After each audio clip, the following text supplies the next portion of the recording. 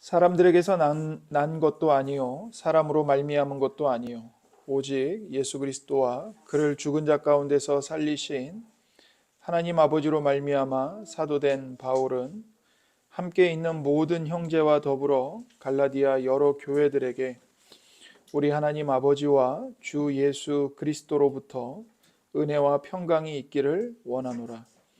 그리스도께서 하나님 곧 우리 아버지의 뜻을 따라 이 악한 세대에서 우리를 건지시려고 우리 죄를 대속하기 위하여 자기 몸을 주셨으니 영광이 그에게 세세토록 있을지어다.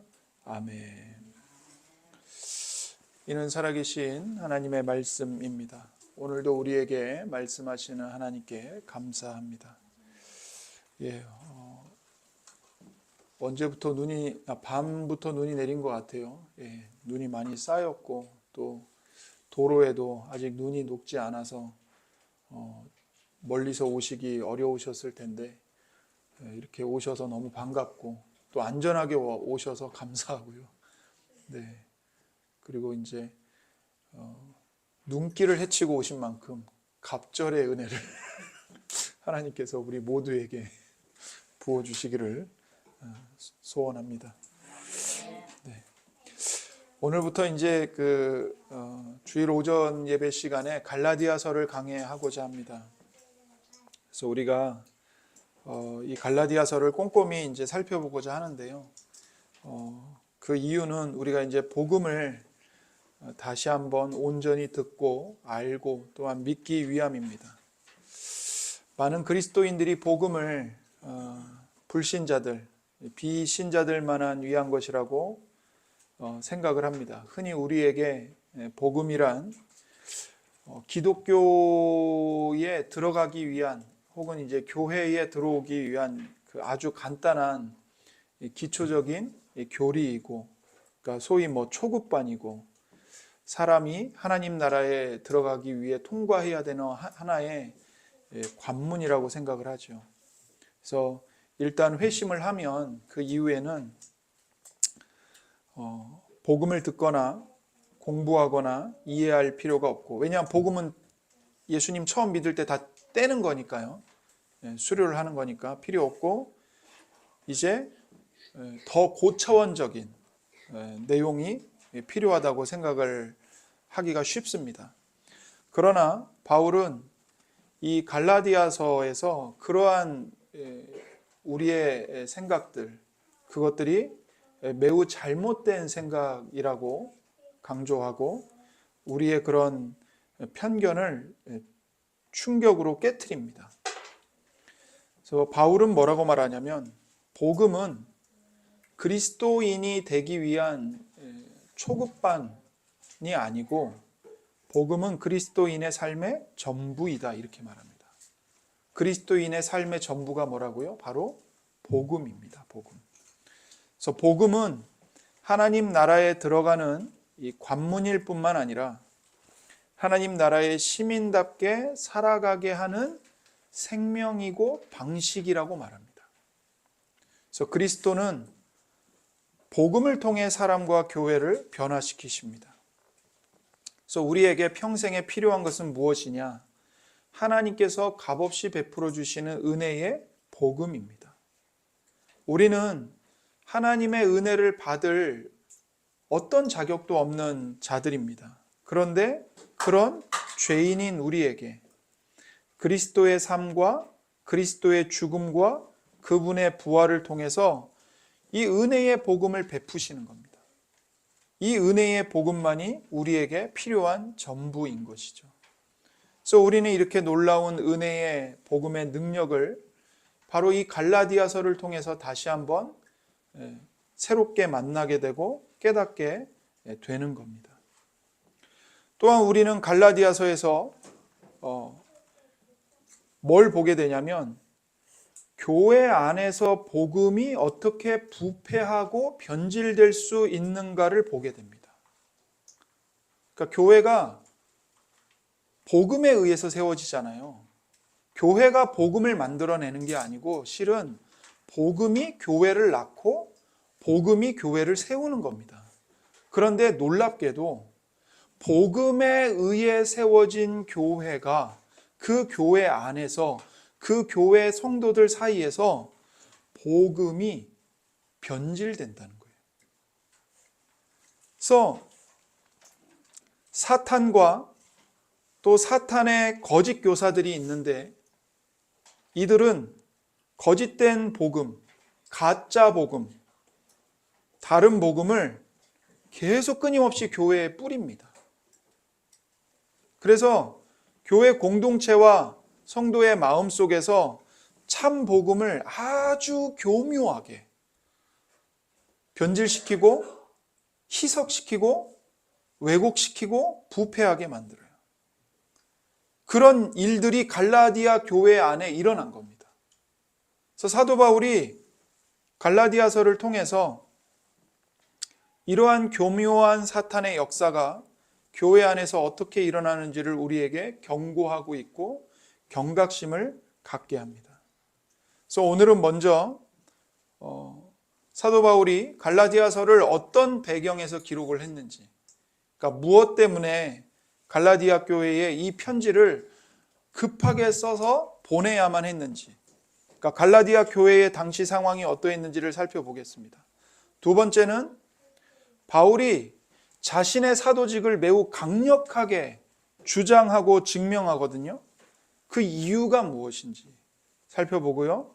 세 번째로 그러면 사도 바울의 이 사도직이 우리에게 주는 교훈과 적용은 무엇인가, 이거를 보도록 하겠습니다. 먼저 갈라디아서가 기록된 배경입니다.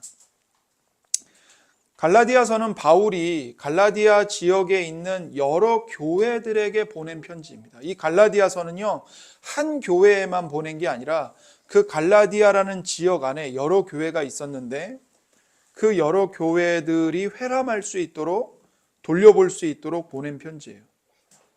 갈라디아 교회에 성도들이 있겠죠? 이 성도들은 거의 대부분이 유대인이 아니고 이방인들입니다. 이방인들. 그래서 예수님을 그리스도로, 하나님의 아들로 믿게 된 이방인들이었어요. 이 갈라디아는 어떤 지역인가? 여러분, 사도행전을 보게 되면 사도행전에서 그 바울 사도가 그 첫 번째 선교 사역을 하게 되잖아요.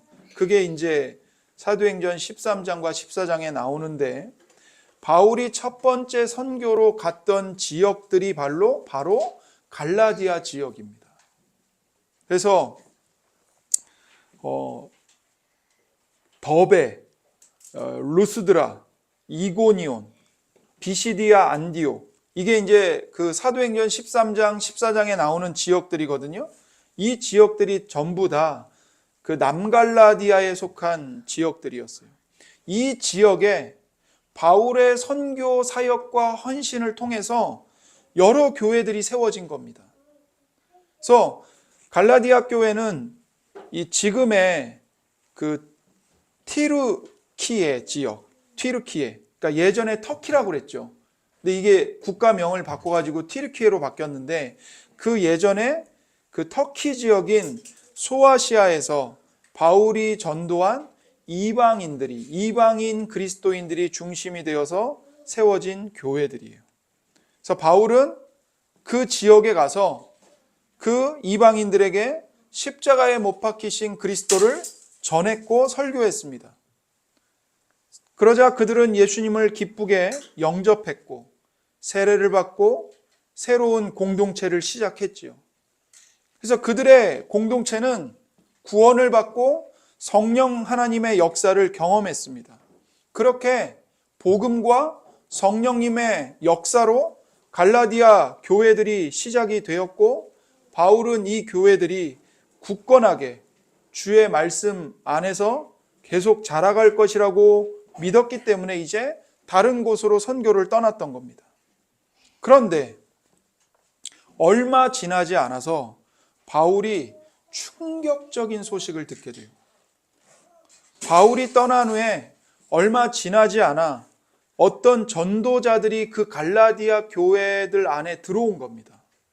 그리고는 이들이 들어와서 뭐라고 말하냐면, 우리는 예루살렘에서 파송받은 자들이라는 거예요. 예루살렘 교회에서 자기들을 이 갈라디아 교회로 파송했다는 거죠. 왜 파송해요? 성경을 가르치라고. 그리고 와가지고는 그들이 성경을 가르친다고 하면서 말을 하는데 다른 복음을 전하기 시작하는 겁니다. 다른 복음. 근데 그 내용이요, 바울이 경악을 금치 못할 내용이었어요. 너무나도 충격적인 내용이었어요. 그게 무슨 내용이었냐면, 이들은 이방인 그리스도인인 갈라디아 교인들에게 할례를 받아야 한다고 가르쳤어요. 그러면서 이 교사들이 이렇게 말하는 거예요.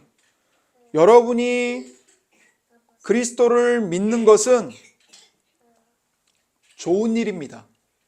그러나 여러분이 정말 하나님의 백성으로 완전하게 구원받으려면, 하나님의 언약 안에 완전하게 들어오려면 여러분도 우리 유대인들처럼 할례를 받아야 되고 모세가 우리에게 지키라고 명한 율법과 제사 의식들을 지켜야 합니다. 이렇게 가르친 거예요. 그러니까 이들의 주장은 뭐죠? 예수님을 믿는 믿음은 좋은 것이지만 그것만으로는 부족하다. 이렇게 얘기하는 거예요. 너희가 예수님의 이름으로 세례받은 것 좋지. 그러나 세례는 부족한 거야. 세례보다 더 완전한 게 있어. 바로 할례를 받는 거야. 그래서 이들은 오직 믿음, 은혜로만 구원받는다고 가르치지 않았어요. 믿음 이상의 것이 필요하다. 반드시 할례를 받아야 되고 율법을 추가로 지켜야 한다. 이렇게 주장을 한 거죠. 그러면서 이 교사들이, 이 전도자들이 뭐라고 말을 했냐면, 너희들에게 복음을 처음 전해준 바울은 하나님의 말씀을 제대로 가르치지 않았어. 이렇게 말하는 거예요. 바울이 하나님의 율법에 대해서 잘 가르치지 못했다고 주장을 하는 겁니다. 거기다가 바울의 과거를 들춰내는 거예요. 바울의 과거, 교회를 박해했던, 그리스도인들을 잡아다가 감옥에 가두었던 그의 과거를 들춰내면서 바울이 신뢰할 만한 사도인지에 대해서 의심을 불어넣었습니다. 바울이 어떤 사람인지 너희들 몰라? 바울은 이전에 우리 유대인 그리스도인들을 어마어마하게 박해했던 사람이야. 그러면서 뭐라고 말하냐면, 바울은 진짜 사도가 아니야. 이렇게 얘기를 하는 거예요. 그러면서 이 거짓 교사들이 거짓된 복음을 전하기 위해서 바울이 전한 복음을 공격하고 더 나아가 그의 사도권, 그의 권위에도 심각한 손상을 주기 위해 그는 진짜 사도가 아니라고, 예수님의 12제자가 아니라고 맹렬히 공격을 했던 거예요. 물론 여러분, 우리가 알다시피 바울은 12사도와 다르죠. 바울은 예수님의 12명의 제자가 아닙니다. 예수님께서 생전에 뽑은 사도가 아니에요. 예수님과 함께 지내고 예수님으로부터 가르침을 받았던 제자도 아닙니다. 그렇기 때문에 거짓 교사들은 바울은 12사도 가운데 하나도 아니고 어느 누구에게도 권위를 부여받은 바가 없는 자칭 사도, 스스로 사도가 된 사람이다. 이렇게 주장하면서 바울은 사기꾼일 뿐이다. 이렇게 말한 거죠.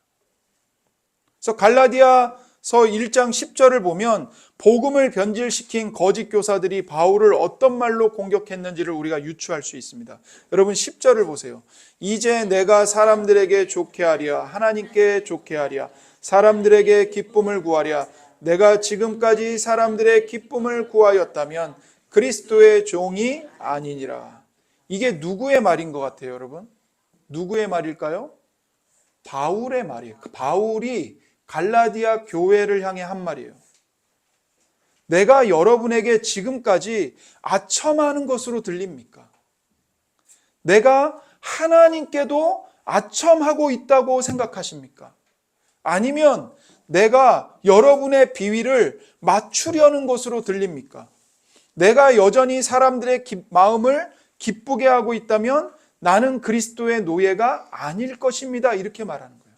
바울이 왜 이 말을 할까요? 바울이 이 말을 하는 이유는 거짓 교사들이 바울을 이렇게 비난했기 때문입니다. 바울은 사람들에게 알랑거리고 있어. 비위를 맞추고 있어. 사람들의 환심을 사려고 아첨하고 있어. 이렇게 바울을 비난했거든요. 한마디로 바울은 사람을 기쁘게 하는 자다. 바울은 사람들의 마음에 드는 메시지를 지어내서 사람들이 듣고 싶어하는 말만 하면서 자기를 위한 지지자를 얻으려고 한다. 이렇게 비난을 한 거예요. 바울이 율법을 온전히 가르치지도 않았고 율법의 중요한 내용들은 다 빼고 쉽게 구원받는 방법만 말했다. 즉 할례를 받을 필요 없이 예수님을 믿기만 하면 구원받을 수 있다고 가르쳤는데 그것은 복음을 잘못 가르친 거다. 이렇게 주장을 한 거예요. 이렇게 비난을 한 거예요. 바울이 복음을 변질시켰고 타협했다는 겁니다. 이것이 거짓 교사들의 주장입니다. 여러분, 근데 놀랍게도 갈라디아 교인들이 이런 말도 안 되는 거짓말에 속아 넘어갔습니다.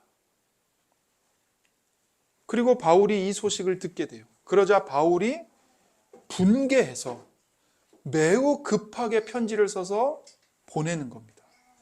바울이 분개한 이유가 뭘까요? 바울이 개인적인 공격을 받았기 때문입니까? 그게 아니죠. 그들이 복음을 왜곡하고 변질시켰기 때문입니다. 거짓 교사들이 가짜 복음을 전했고 갈라디아 교회 성도들은 그걸 또 받아들였어요. 복음을 왜곡하고 변질시켰어요. 그래서 바울은 하나님의 복음을 수호하고 자기 목숨보다 더 사랑하는 교회 공동체를 지키기 위해서 편지를 급하게 써보낸 겁니다. 이것이 갈라디아서를 기록한 배경이에요. 그래서 바울은요, 갈라디아서를 시작하면서 인사보다도 뭘로 시작하냐면 자신의 사도의 직분을 강력하게 증거합니다. 거짓 교사들을 대항해서. 1절을 보세요.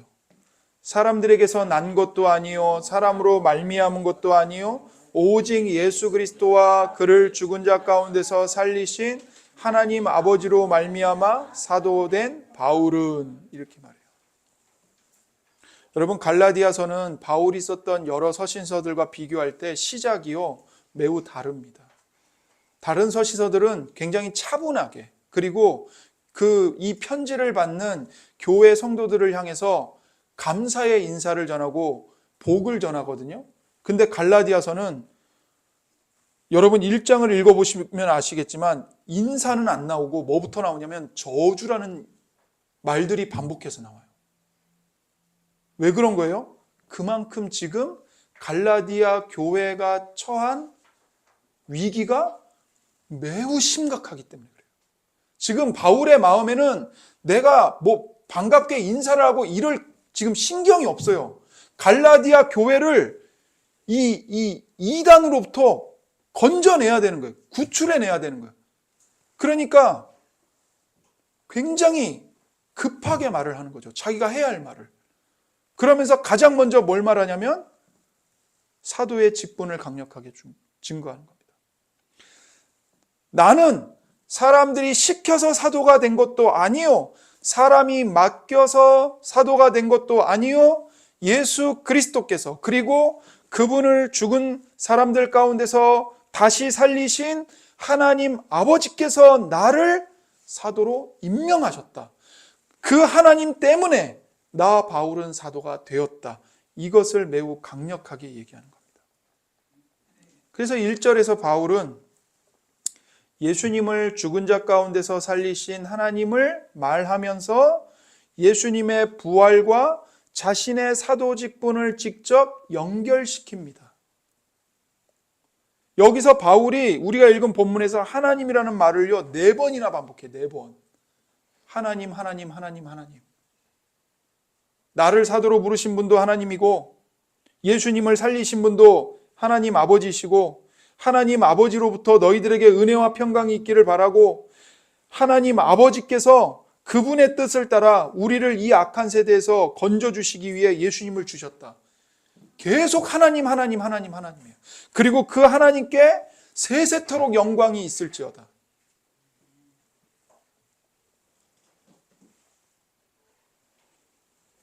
자기의 사도의 직분과 하나님 아버지를 계속 연결시키는 거죠. 바울은 자신의 사도 직분에 대해서 말하면서 어떻게 강조를 하냐면 2번의 아니오와 1번의 오직이란 말로 강조하고 있습니다. 그렇죠? 사람들에게서 난 것도 아니요. 사람으로 말미암은 것도 아니요. 2번의 아니요. 그리고 1번의 오직. 오직 예수 그리스도와 그를 죽은 자 가운데서 살리신 하나님 아버지로 말미암아 사도된 바울은 이렇게 말하죠. 그러니까 자신의 사도 직분의 근원이 사람들에게 있지 않다. 내 사도 직분의 근원은 어떤 사람들의 중개를 통해서 된 것도 아니다. 이 말을 하는 겁니다. 바울 자신의 의지도 아니고 베드로, 야고보, 아나니아, 바나바 등의 사람들을 통해서 받은 것도 아니라는 거예요. 또한 바울의 사도 직분은 예루살렘 교회나 안디옥 교회가 임명한 것도 아니라는 겁니다. 12사도가 자기를 사도로 임명한 것도 아닙니다. 바울은 오직 누구로부터? 예수 그리스도. 그리고 그분을 죽은 자 가운데서 살리신 하나님 아버지. 그 하나님 아버지로부터 예수 그리스도로부터 사도 직분을 받았다고 증명하는 거죠.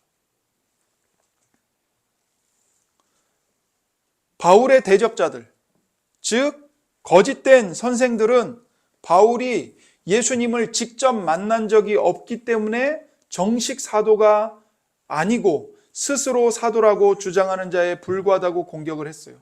이런 상황에서 바울은 자신이 비록 구주가 세상에 계실 때 직접 가르침을 받지는 못했지만 부활하신 예수님을 내가 직접 만났고 그 부활하신 예수님이 나를 사도로 세우셨기 때문에 자신은 사도가 맞다고 증거하고 있는 겁니다.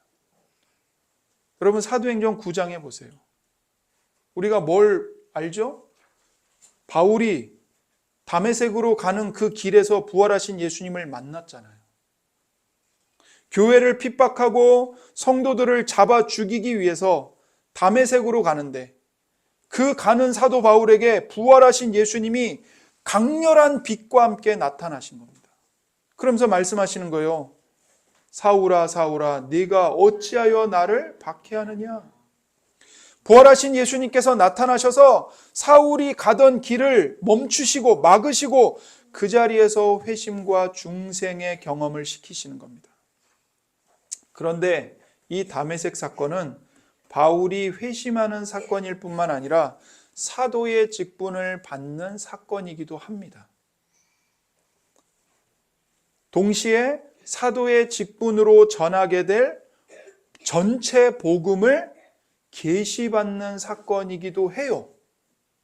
그러니까 다메섹 도상에서 바울이 삼중적인 사건을 경험한 거예요. 첫 번째, 부활하신 예수님을 만나서 회심하는 사건. 두 번째, 바울이 사도로 임명받은 사건. 세 번째, 복음을 예수님으로부터 직접 계시받은 사건. 이 삼중적 사건이 다메섹 도상에서 사도 바울에게 일어난 겁니다. 그러므로 사도 바울은 다메섹 도상에서 부활하신 주님이 직접 나타나서 사도 직분을 주셨어요. 그렇기 때문에 자신의 사도직이 신적 기원을 가진 것이고 자신은 예수님의 파송을 받은 12사도와 똑같은 사도임을 주장한 겁니다. 그래서 바울의 사도 직분은 결코 인간적인 것이 아닙니다. 근본적으로 신성한 것이고 하나님과 예수 그리스도께서 자신을 사도로 임명하셨고 자신에게 사도 직분을 수여하셨다고 주장하고 있는 거죠. 여러분, 왜 이렇게 바울이 그리고 거짓 교사들이 사도직에 열을 올릴까요? 여기서 사도라는 직분이 무엇인지 살펴볼 필요가 있습니다. 사도는요, 특수한 기능을 위해서 예수님께서 한시적으로 세우신 특별한 직분입니다. 그래서 첫 번째 사도는 아포스톨로스예요. 아포스톨로스. 이게 뭐냐면 보냄을 받은 자라는 뜻입니다. 보냄을 받은 자. 그래서 예수님은 수많은 제자 중에 12명을 택하셔서 사도로 세우셨고 그들에게 주님의 이름으로 가르치도록 자격을 부여하셨습니다. 그래서 사도 그러면 가장 기본적으로 1차적으로 누구예요? 예수님의 12 제자입니다. 두 번째, 사도는 예수님을 몸으로 경험했다는 면에서 아주 특별한 직분입니다. 그러니까 이 사도들은요, 부활하신 예수님을 직접 만난 사람들이에요. 오늘날 우리도 예수 그리스도를 만났다고 말할 수 있습니다. 그러나 우리는 예수님을 성령님을 통해서 인격적으로 만난 것이지 직접 만난 건 아니에요. 여러분과 저 가운데 예수님을요, 실제 그 몸을 만져보고 그분을 실제 모습을 우리 눈으로 보고 그런 사람 없어요. 따라서 사도들은 오직 초대교회에만 있던 한정적 직분입니다. 그러니까 사도는 초대교회 때만 있어요. 지금 사도가 있어요, 없어요? 없어요. 없다고요. 왜요? 사도들은 예수님을 직접 만나고 예수님을 직접 만져보고 예수님을 직접 두 눈으로 보고 했던 사람들이기 때문에. 셋째, 사도는 예수님과 함께 지내면서 겪은 일들을 자신들이 직접 기록하거나 기록할 수 있도록 도와준 사람들로서 특별한 직분입니다. 그러니까 무슨 말이냐면 사도는 성경을 기록한 사람들이에요. 성경을, 신약 성경을. 그래서 우리 중 어느 누구도 예수 그리스도를 직접 만나서 말씀을 기록하거나 기록하도록 도울 수가 없습니다. 그러므로 사도 직분은 신약 성경이 완성된 이후에는 더 이상 계승될 필요도 없고 계승될 수도 없는 겁니다. 그래서 사도는 예수님께서 직접 택하셔서 복음을 전하도록 보내신 소수의 사람들로 한정된 직분이에요. 그래서 사도들의 역할이 뭐냐? 초대교회 당시에 교회 기초를 확립하는 일이었습니다. 그게 사도들의 역할이었어요. 에베소서 2장 20절입니다. 너희는 사도들과 선지자들의 터 위에 세우심을 입은 자라 그리스도 예수께서 친히 모퉁이 돌이 되셨느니라. 여기 교회가 어느 터 위에 세워졌다고 말하죠? 사도들과 선지자들의 터 위에 세워졌다는 거예요. 사도와 선지자는 결국엔 어떤 사람들입니까? 신약과 구약 성경을 기록한 사람들이죠. 사도들은 신약 성경, 선지자들은 구약 성경. 그리고 교회의 터는 기초가 되는 겁니다. 여러분, 건물을 지을 때 기초공사 하잖아요. 땅을 파서. 근데 건물 지을 때 기초를 몇 번 세웁니까?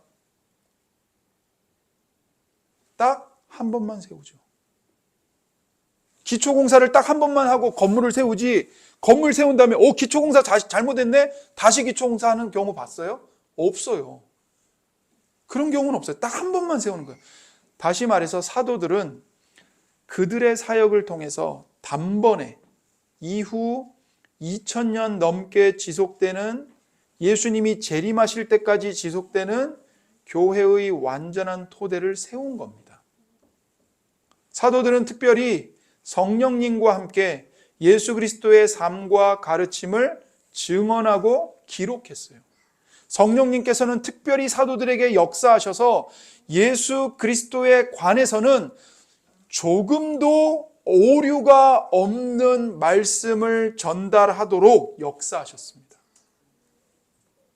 따라서 바울이 자신을 사도라고 주장하는 건 매우 의미심장한 거예요.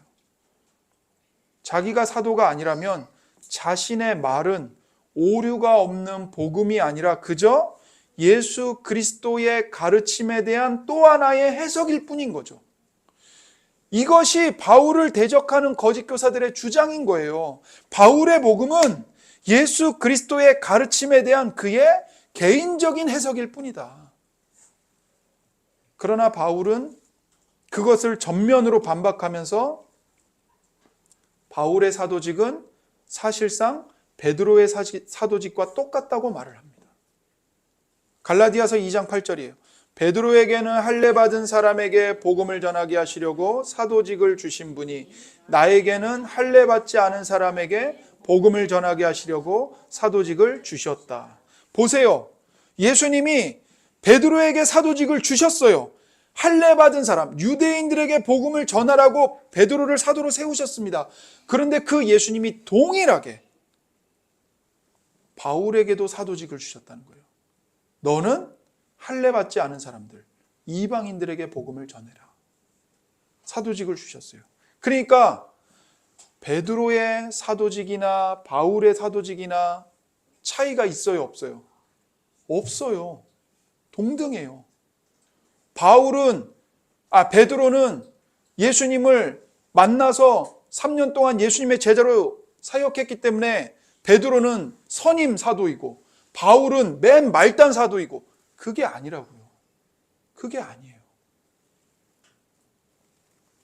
부활하신 그리스도께서 하나님 오른편에 계시고 모든 피조물보다 뛰어나시고 온 우주를 통치하시고 교회의 머리가 되시는 주 예수님이 다메섹 길 위에서 바울에게 나타나셨습니다. 또한 그 주님이 바울을 보내어 이전에 12제자에게 주셨던 동일한 사도의 권위를 주셨고 그 사도의 권위로 말씀을 전하고 가르치고 귀신을 쫓아내고 병을 고치고 기적을 행하게 하셨던 겁니다. 예수님은 마태복음 10장 40절에서 12사도에게 이렇게 말씀하셨어요. 너희를 맞아들이는 사람은 나를 맞아들이는 것이요 나를 맞아들이는 사람은 나를 보내신 분을 맞아들이는 것이다. 예수님 말씀이 뭐예요? 내가 보내는 너희를 환영하는 사람은 나를 환영하는 거다. 나를 환영하는 사람은 나를 보내신 분, 곧 성부 하나님을 환영하는 것이다. 바꿔 말해서 누군가가 너희를 박해한다면 그거는 나를 박해하는 것이고 나를 박해하는 것은 곧 누구를 박해하는 거예요? 하나님 아버지를 박해하는 거다. 무슨 말입니까? 보내신 주님과 보냄을 받은 사도는 같은 권위를 갖고 있다는 거예요. 히브리 전통에 따르면요, 보냄을 받은 자는 그를 보낸 자와 동일합니다. 그러므로 바울은 부활하신 예수님을 직접 만나서 그분으로부터 직접 보내심을 받아 특별한 권세와 능력을 가지고 사도의 직분을 감당한 겁니다. 아까 사도가 아포스톨로스였는데 그 뜻이 뭐라고 그랬어요? 보냄을 받은 자라고 말씀드렸잖아요. 그러니까 사도는 주님으로부터 보냄을 받은 거예요. 직접 보내심을 받아서 특별한 권세와 능력을 가지고 직분을 감당했던 겁니다. 따라서 바울은 예수 그리스도의 권위를 가지고 복음을 전한 것이고 그리스도의 권위에 기초하여 은혜의 복음을 선포하고자 한 겁니다. 이처럼 바울의 사도직이 하나님으로부터 왔다는 것은 매우 중요합니다. 왜냐하면 바울이 전한 복음과 직접 쓴 편지의 진실성을 입증하는 것은 그의 사도직분이 타당한지에 달려 있었기 때문인 거죠. 만약에 바울이 진짜 부활하신 주님이 보낸 사도라면 바울을 환영해야 되고 바울이 말하는 걸 반드시 들어야 돼요. 만약에 바울의 말을 거부해버리면 그건 누구를 거부하는 거예요? 부활하신 주님을 거부하는 거고 바울을 공격하는 것은 부활하신 주님을 공격하는 거예요. 그래서 바울은 자신이 구속사에서 특별한 위치에 있다는 것을 알았습니다. 바울은 사도로서 자신이 그리스도의 모든 교회를 다스리고 가르칠 권위를 갖고 있다는 것을요, 철저히 인식하고 있었어요. 바울은 부활하신 그리스도를 보았고, 그리스도께서는 바울에게 권한을 부여하여서 자신의 대표자로 말씀을 전하고 가르치게 하셨고, 그리스도의 성령께서는 바울 안에서 역사하사 그의 말을 진리 가운데로 인도하셨습니다. 자, 여러분, 이제 여기서 잠시 멈추고 이것이 우리에게 오늘날 어떤 의미가 있는지를 생각해야 합니다. 사람들에게서 난 것도 아니고 사람으로 말미암은 것도 아니고 오직 예수 그리스도와 그를 죽은 자 가운데서 살리신 하나님 아버지로 말미암아 사도가 되었다는 바울의 말이 무엇을 의미할까요? 이것은 여러분과 제가 갈라디아서를 읽을 때 바울의 말을 듣고 있는 것이 아니라 그리스도의 말씀을 듣고 있다는 뜻입니다. 사도는 권위를 가지고 자신을 보내신 주님의 메시지를 전합니다. 하나님이 바울에게 주신 사도적 권위는 바울이 기록한 신약 성경에 부여되었어요. 따라서 갈라디아서는 바로 왕 중의 왕이신 주님의 말씀입니다. 갈라디아서만이 아니라 전체 성경이 다 그렇죠. 안타깝게도 얼마나 많은 이들이 예수님께 어떤 메시지나 계시, 꿈이나 환상을 달라고 부르짖으면서 정작 주님의 말씀인 성경을 이해하는 데에는 진지한 노력을 안 기울이는지 모릅니다. 꿈을 주세요. 환상을 주세요. 주님 음성 들려주세요. 주님 살아계시다는 증거를 보여주세요. 그러면서 정작 그 주님의 말씀인 성경을 읽지를 않아요. 공부하지 않아요. 그 말씀을 안 들어요. 노력을 기울이지 않아요. 40일 동안 금식 기도하는 것은 신령한 것이고 매일 매시간 성경을 꾸준히 묵상하고 성경의 참된 뜻을 알기 위해 공부하는 것은 필요하긴 하지만 그거는 머리만 커지는 거고 사람을 교만하게 만드는 덜 신령한 것으로 치부하는 사람들이 있습니다. 꿈과 환상을 달라고 부르짖는 것은 성령님의 음성에 민감하게 깨어있는 영적인 것이고 성경 말씀만을 강조하는 건 율법주의적이고 성령님의 사역을 제한하는 것이라고 말하는 자들이 있어요. 이것이 어떤 특정한 교파에 속한 사람들에게만 해당되는 일일까요? 난 안 그러는데. 여러분, 정말 우린 괜찮습니까? 어떤 목사님이 이런 탄식을 했습니다. 많은 그리스도인들이 어떤 문제에 대해서 조언을 구하기 위해, 상담하기 위해 저를 찾아오지만 제가 그 문제와 관련된 성경 말씀을 찾아보셨나요? 물어보면 거의 대부분이 당황스러워하면서 변명을 늘어놓기 시작한다는 거예요. 무슨 말이에요? 우리가 고민하고 어떻게 해야 될지 모르는 삶의 모든 문제에 관해서 성경은 답을 하고 있다는 거예요. 그런데 그 성경을 찾지를 않아요. 읽지를 않아요. 실제로 현대교회 안에 성경 말씀에 복종하는 이들이 많지 않습니다. 우리는 그저 성경을 내 감정을 부추기기 위한 좀 메마르고 피곤한 내 마음을 좀 감동시키기 위한 어떤 그런 영적 자극체처럼 취급을 해요.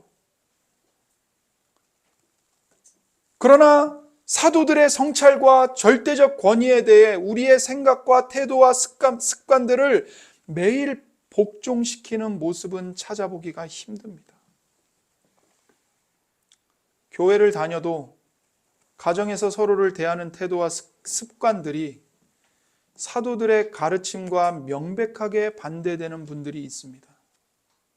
어떤 분들은 교회는 나오지만 그리스도께서 자기 삶의 영광스러운 주인이 아니기 때문에 그냥 자기가 하던 대로 계속 행합니다. 그러면서 사도들의 가르침을 중요하게 생각하지 않습니다. 물론 그렇지 않은 분들도 있죠.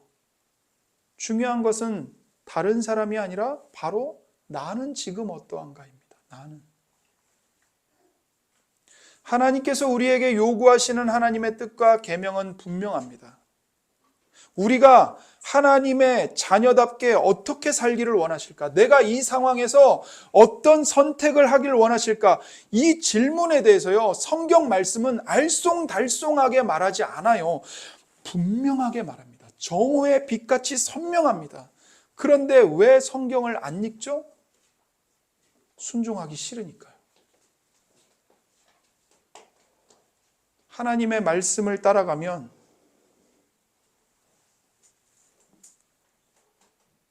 손해를 본다는 걸 너무나 잘 알거든요. 내 자존심을 죽여야 한다는 걸 너무나 잘 알거든요. 그러니까 성경 말씀에 복종하지 않고 자꾸 사람들의 위로를 찾아다니는 거예요. 꼼수를 찾아다니는 거예요. 하나님께 좀 불순종하면서 내가 원하는 길로 가면서 복받을 수 있는 방법이 없을까? 꼼수를 찾는 거죠. 우리는 착각합니다. 우리가 하나님의 뜻을 안다고 할 때 자꾸 신비한 생각만을 해요. 하나님의 뜻은 베일에 가려져 있고 하나님을 아는 것은 어떤 특별한 사람들만 알 수 있고 기도를 많이 아는 소위 신령한 사람만 알 수 있다고 생각을 합니다. 하나님께서 하나님께 직통 계시를 받는 사람들에게 예언의 은사가 있다고 하는 사람들에게 찾아가서 물어봐야 하나님의 뜻을 알 수 있고 그 사람들에게 내가 지도를 받고 따라갈 때 내가 하나님을 바르게 따라가는 거라고 오해를 하는 겁니다. 그런 면에서 오늘날 신사도 운동을 하는 사람들, 아직도 사도가 존재하고 자신이 사도라고 주장하는 사람들의 주장은 잘못된 겁니다. 심지어 피터 와그너라는 사람은요, 자기가 사도를 임명하기도 했어요. 신사도 운동을 하는 사람들의 문제점은 예언을 계속하면서 성경에 하나님의 계시를 덧붙일 수 있다고 말하는 겁니다. 자기들이 직접 계시를 받아서요, 성경 말고도 하나님의 말씀을 할 수 있다는 거예요, 자기들이. 이건 잘못된 이단입니다. 이 사람들은 하나님에게 임명받은 자들이 아니에요. 자기가 자기를 임명했을 뿐인 거죠. 여러분, 지금 우리에게는 더 이상 사도가 없어요. 그러나 사도의 가르침은 남아 있습니다. 바로 신구약 66권의 전체 성경입니다. 게다가 사도와 함께 하셨던 성령님께서는요, 우리와도 함께 하시고 우리에게도 역사하셔서 성경을 읽고 듣고 배울 때 우리가 깨달을 수 있게 도와주십니다. 진리의 빛을 우리 마음에 비추어 주세요. 우리 마음의 눈을 환하게 밝혀주신다니까요. 그러므로 우리는 이 성경을 읽고 배우고 순종하고 의지해야 합니다. 이것이 바로 사도의 터 위에 서는 겁니다. 우리가 하나님을 아는 데 있어서 절대로 어떤 신비한 새로운 이상한 방법을 동원해서 하나님을 아는 게 아닙니다. 하나님은 변함없이 말씀으로 자신의 본성과 뜻을 우리에게 가르쳐 주십니다. 전체 성경으로 우리가 어떻게 살아야 하는지 선명하게 보여주십니다. 삶의 모든 순간에 십자가에 못 박히신 예수 그리스도를 바라봐라. 삶의 모든 순간에 십계명을 지키고 순종해라. 자기를 부인하고 자기 십자가를 지고 예수님을 따라 십자가의 길을 걸어 가라. 이것이 여러분과 저를 향한 평생의 하나님의 뜻입니다. 우리는 성경을 분명하게 읽어야 합니다. 여러분과 저는 예수님이 자기 삶의 주인이 되시기를 원합니다. 하지만 성경을 명확하게 읽지 않고 둘이 뭉실하게 읽어서는 주님의 제자로 살아가는 것이 어렵습니다. 오늘날 많은 그리스도인들이 성경에 권위가 있다고 말하지만 성경을 치밀하게, 치열하게 읽지는 않습니다.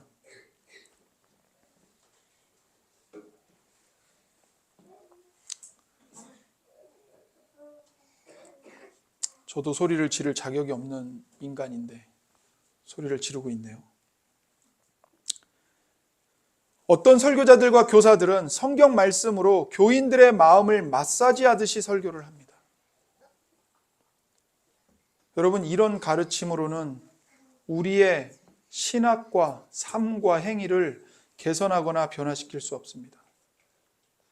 성경 본문에 대해서 공상적이고 모호한 마사지를 하다가 어떤 감정이나 생각이 떠오르면 마치 성경을 해석하는 것처럼 그 감정이나 보통 본문과 완전히 동떨어진 생각에 대해서 한참 동안 이야기하는 겁니다. 그러니까 본문하고 다른 이야기를 하는 거예요. 설교가 두루뭉실해집니다. 설교가 둥글둥글해져요. 설교를 듣는데 마치 안개 속에 있는 것 같아요. 왜요? 교인들의 마음을 상하게 하면 안 되거든요. 그러니까 칼처럼 찌르는 설교를 하면 안 돼요. 그러니까 다 어떻게 해요? 설교를 둥글둥글하게 다 깎는 거예요. 누구도 다치지 않게. 누구도 화가 나지 않게. 누구도 교회가 여기밖에 없어? 딴 교회 갈래. 이런 말 하지 못하게. 누구도 찔림을 받질 않아요. 왜요? 설교가 둥글둥글 하거든요. 그냥 두루뭉실하거든요, 그냥. 여러분, 이것은 좋은 게 아닙니다. 10절의 말씀대로 이건요, 뭐냐면 설교자가 사람들을 기쁘게 하기 위해서 말씀을 변질시키고 사람들에게 아첨을 떠는 겁니다. 여러분, 우리는 죄인입니다. 우리는 하나님의 말씀으로 치료를 받고 수술을 받아야지 마사지를 받으려고 해서는 안 됩니다. 여러분, 암세포는 어떻게 해야 돼요? 칼을 대서 잘라내거나 방사선을 쏴서 태워서 제거를 해야 되는 겁니다.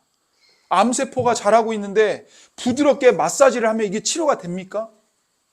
치료가 안 돼요. 죄를 부드럽게 두드리는 마사지의 끝은 죽음이에요. 영원한 죽음이에요. 그러나 죄를 잘라내고 태우고 죽이는 매우 아픈 수술은요, 생명을 살린다. 영원한 생명입니다. 여러분은 이 말씀의 교회에서 뭘 받고 싶으세요? 마사지입니까? 생명을 살리는 수술입니까? 거짓된 아첨입니까?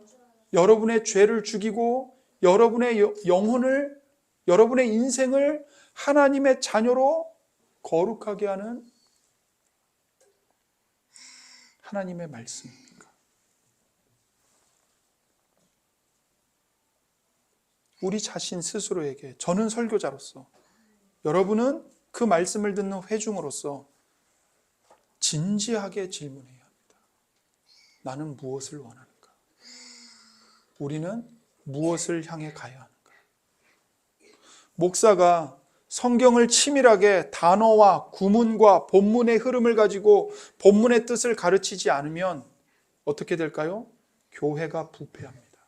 여러분, 유럽의 중세교회 역사를 보십시오. 중세교회가 왜 그렇게 됐는 줄 아세요? 목사들이, 성직자들이, 신부들이 성경을 치밀하게 치열하게 공부하지 않았고 가르치지 않았기 때문입니다. 그래서 교회가 어떻게 되었죠? 성경적인 회복과 개혁의 기회를 얻지 못한 채 죽은 전통에만 매여 있었고 이단과 사이비와 다를 바 없이 갔습니다. 존 칼빈과 마르틴 루터가 성경의 문법과 구문론으로 돌아간 것과 16세기의 교회의 회복과 개혁이 이루어진 것은 우연의 일치가 아닙니다. 어떻게 교회에 참된 개혁이 일어났는가? 칼빈과 루터와 쯔빙글리 그 외의 많은 목사들이 성경을 재발견하고 성경의 권위에 철저하게 복종하고 성경으로 돌아가서 성경의 문법, 구문론, 그 내용, 그 속에 치열하게 파고 들어갔기 때문이에요. 그래서 교회에 생명을 살리는 개혁이 이루어진 겁니다. 설교자들이 성경 본문을 다루기 시작하고 성도들이 성경 본문을 읽기 시작하면서 단어와 구문, 논리적 연결, 사고의 흐름, 직접적인 문맥에 관심을 집중하자 안개 속에 갇혀있던 성경이 속박에서 풀려나서 교회와 세상을 변화시켰습니다. 저는 부끄럽지만 제가 원하는 설교자가 되려면 아직도 멀었다는 걸 잘 압니다. 하지만 저에게는 목표가 있어요. 우리 말씀의 교회의 모든 교우들이 성경의 권위를 믿는다고 말할 뿐만 아니라 성경을 정확하고 주의 깊게 읽고 문맥 속에서 단어의 뜻, 이어지는 문장들 간의 의도된 관계, 전체 단락을 통해서 일관된 사고의 흐름을 파악하기 위해 주의를 기울이고 우리의 마음과 생각을 말씀에 복종시키는 것입니다. 이것은 선택사항이 아닙니다. 이것은 소수의 학자들만을 위한 게임이 아닙니다. 이것은 하나님의 말씀에 대한 복종과 겸손의 문제입니다. 그렇게 하는 것만이 바울이 말한 나는 사람들에게서 난 것도 아니요 사람으로 말미암은 것도 아니요 오직 예수 그리스도와 그를 죽은 자 가운데서 살리신 하나님 아버지로 말미암아 사도가 된 것이라고 외치는 이 고백을 온전히 이해하고 적용하는 유일한 길입니다. 여러분, 사도 바울이 부활하신 주 예수님과 하나님 아버지로부터 사도의 직분을 받았다는 걸 믿으십니까? 믿으세요? 여러분이 그걸 진정으로 믿는다면 여러분과 저는요, 이 전체 성경을 정말 진정으로 하나님의 말씀으로 받아들이고 부지런히 배우고 복종하기를 힘써야 합니다. 사도 바울은 지금 사적인 욕망을 가지고 자기가 대접받기 위해서 자기를 높이는 게 아닙니다. 모든 교회가, 모든 성도들이 하나님의 영광을 위해 살도록 하기 위해서 성경의 권위를 높이고 있습니다. 이 서신은 그리스도께 권위를 부여받은 바울을 통해 쓰여진 살아계신 그리스도의 말씀입니다. 우리는 그리스도의 말씀을 청종해야 합니다. 본문에서 특별히 사도 바울은 이제 십자가의 복음을 우리에게 상기시킵니다. 3절부터 5절입니다. 우리 하나님 아버지와 주 예수 그리스도로부터 은혜와 평강이 있기를 원하노라. 그리스도께서 하나님 곧 우리 아버지의 뜻을 따라 이 악한 세대에서 우리를 건지시려고 우리 죄를 대속하기 위하여 자기 몸을 주셨으니 영광이 그에게 세세토록 있을지어다. 아멘. 여러분, 우리는 이 십자가의 복음을 주목해야 합니다. 십자가의 복음은 우리가 누구인지를 정확하게 알려줍니다. 우리가 누구입니까? 우리는 죄인이고 무력하고 잃어버린 자들입니다. 그래서 그리스도께서 이 악한 세대에서 우리를 건지시려고, 즉 우리를 구출하시려고 오셨습니다. 여러분, 타종교 창시자들은 가르치러 왔을 뿐 구출하러 오지 않았어요. 건지러 오지 않았어요. 세상 사람들이 보기에 그리스도인은 예수님의 가르침과 모본을 순종해서 구원에 이르는 사람으로 보입니다. 그러나 그것은 어불성설입니다. 물에 빠진 사람이 눈앞에 있다고 상상해 보세요. 물에 빠져서 막 허우적대면서 죽을 위기에 놓여 있어요. 근데 그 사람한테 수영하는 법을 알려주는 책을 던져주면서 이 책 읽고 빨리 수영해서 나오세요. 여러분, 이게 말이 돼요? 말이 안 되는 거예요. 여러분과 제가 그러고 있다. 죄의 바다에 빠져가지고요, 죽어가고 있어요. 그런데 종교 지도자들은 뭘 하냐면 수영하는 법을 가르친 책을 던져요. 수영하는 법을 가르쳐줘요. 그리고는 네가 수영해서 나오라 이거예요. 나올 수 있어요? 못 나와요. 다 죽어요. 그런 우리에게, 물에 빠진 사람에게 정말 필요한 건 뭐예요? 밧줄이에요. 밧줄. 수영하는 법을 가르쳐주는 책이 아니고, 가르침이 아니고 구명줄, 건져주는 거, 그게 필요한 거라고요. 예수님은 이 땅에 교사로 오셨지만 교사보다도 우리를 건지시는 분으로 오셨습니다. 우리에게 가장 필요한 것이 건짐, 구출이기 때문입니다. 여러분, 우리가 우리의 됨됨이, 행위 이런 걸로는 전혀 구원할 수 없습니다. 예수님 믿는 것만으로는 안 돼. 거기에 계명도 잘 지켜야 돼. 그걸로 구원받을 수 없어요. 우리는 완전히 영적으로 무능력한 죄인들이기 때문입니다. 그렇다면 예수님께서 우리를 위해 행하신 일은 무엇입니까? 그분은 우리를 어떻게 건지셨습니까? 그리스도께서 하나님 곧 우리 아버지의 뜻을 따라 이 악한 세대에서 우리를 건지시려고 우리의 죄를 대속하기 위하여 자기의 몸을 주셨습니다. 친히 대속의 제물이 되셨습니다. 여기 위하여라는 말이 있죠. 대속하기 위하여. 이 말은 대표한다, 대신한다 이런 뜻이에요. 대표하여, 대신하여. 복음이 그토록 혁명적인 이유는 대속에 있기 때문입니다. 그리스도의 죽음은요, 그냥 막연한 희생이 아니라 대속의 희생입니다. 그분은 우리에게 단지 재기의 기회를 주신 게 아닙니다. 삶을 바로잡고 하나님과 바른 관계를 유지할 수 있는 기회를 한 번 더 주신 게 아니에요. 예수님은 우리가 해야지만 할 수 없는 일을 전부 다 대신해 주셨습니다. 그분의 죽음으로 우리의 죄값이 대신 치러졌기 때문에 우리는 그 누구로부터도 정죄당할 수 없습니다. 왜 그렇죠? 만약 그러면 하나님이 같은 죄에 대해서 두 번의 책임을 물으시는 셈이 되기 때문이고 이것은 불공정한 일이기 때문입니다. 예수님은 우리가 했어야 할 일을 모두 대신하셨습니다.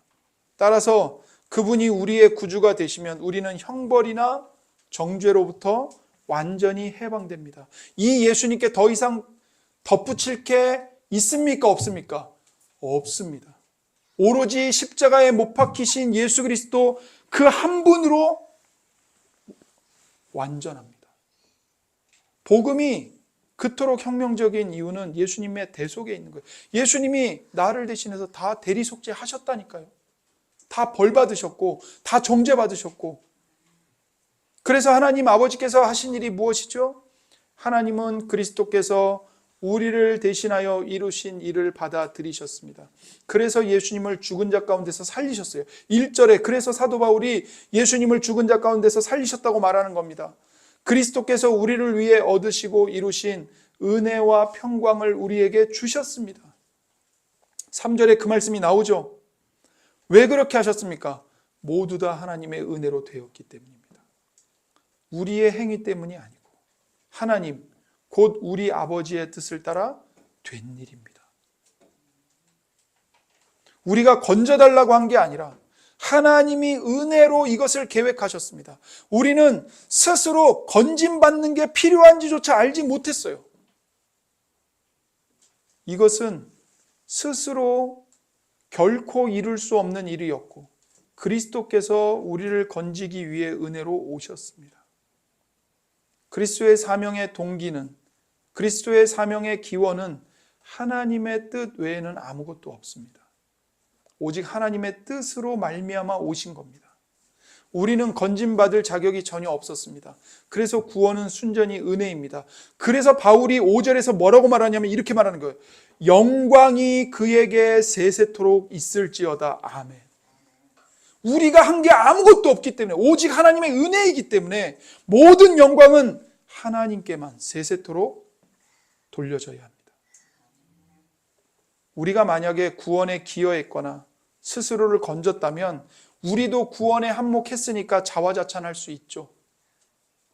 하나님이 보시기에 우리가 건짐받을 자격이나 그분의 계획에 쓸모가 있다든지 하다못해 우리 죄와 비참함을 깨닫고 우리 쪽에서 먼저 건져달라고 부르짖기만 했더라도 할 말이 있을 것입니다. 그러나 성경의 복음은, 바울의 복음은 명확합니다. 구원은 처음부터 끝까지 하나님이 홀로 행하시는 일입니다. 하나님이 계획하여 부르시고 하나님이 실행하여 이루십니다. 그러므로 모든 영광은 마땅히 하나님의 몫입니다. 영원히 하나님 겁니다. 그래서 기독교의 이 핵심 진리는요, 우리를 겸손하게 만듭니다. 본래 우리는 스스로 자기가 구원자가 되기를 좋아해요. 우리 마음은 자기 영광을 좋아합니다. 그래서 내 힘으로 구원할 수 있다는 메시지가 아주 솔깃하게 다가와요. 그 중에는 종교적인 메시지도 있습니다. 이러이러한 법을 지키면, 규례를 지키면 영원히 복을 받는다. 세속적인 메시지도 있어요. 이대로만 하면 성공할 수 있다. 그런데 복음은 이 모든 걸 다 뒤집어 엎습니다. 복음은 이렇게 말해요. 너희는 지금 완전히 절망적인 상태라서 거기서 건짐을 받아야 하는데 이 일에 너희가 할 일은 전혀 없다. 하나님이 예수님을 통해 너희를 건져주시고 그 결과는 너희 마음이 쫓아가는 모든 거짓된 구원보다 훨씬 더 크고 좋은 것이다. 바울이 일깨우듯이 복음은 우리를 생각보다 낮추기도 하고 높이기도 합니다. 이에 대한 영광은 당연히 하나님, 곧 우리 아버지께 세세토록 있을지어다. 아멘. 따라서 여러분, 제가 다시 마지막이지만 호소를 드립니다. 그리스도께서 여러분의 모든 죄를 덮기 위해 죽으셨고 그로 인해 거룩하신 하나님이 은혜로운 능력으로 여러분 한 사람 한 사람에게 다가오셔서 이 세대의 악으로부터 자유하게 해주셨다는 것을 기억하십시오. 매 순간 예수님을 믿는 믿음으로 사십시오. 그러면 세상의 방식대로 생각하거나 느끼지 않을 수 있을 것입니다. 또한 이 예수님이 죽은 자 가운데서 다시 살아나셨고 다메섹 길 위에서 바울에게 나타나셨으며 그를 사도로 임명하셨고 오늘날 갈라디아서를 통해 우리에게 말씀하고 계신다는 것을 명심하십시오. 예수님은 우리를 파멸로 이끄는 사고방식으로부터 자유케 하려고 죽으셨습니다. 또한 다시 살아나셔서 이 갈라디아서를 쓰도록 바울에게 권한을 부여하심으로 우리를 영생으로 인도하고 계십니다. 예수님을 신뢰하십시오. 예수님을 연구하십시오. 예수님의 말씀에 귀를 기울이십시오. 예수님의 말씀을 따라가십시오. 그러면 여러분과 저에게는 은혜가 있을 것이고 하나님께는 영광이 세세토록 있을 것입니다. 아멘. 함께 기도하겠습니다.